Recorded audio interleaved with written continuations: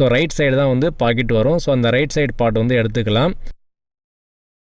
இப்போ இந்த பாக்கெட் பீஸை வந்துட்டு கீழே போட்டுட்டு அந்த ஃப்ரண்ட் பார்ட் வந்து மேலே போட்டுருங்க. இந்த மாதிரி கரெக்டாக வச்சுருங்க. இந்த மாதிரி கரெக்டாக வச்சுட்டு நம்ம பாக்கெட்டோடைய ஓப்பன் வச்சோம் இல்லைங்களா, அதை வந்து கரெக்டாக இந்த மாதிரி மார்க் பண்ணிவிடுங்க. அந்த பாக்கெட் பீஸ்லேயே நீங்கள் வந்துட்டு மார்க் பண்ணிடணும்.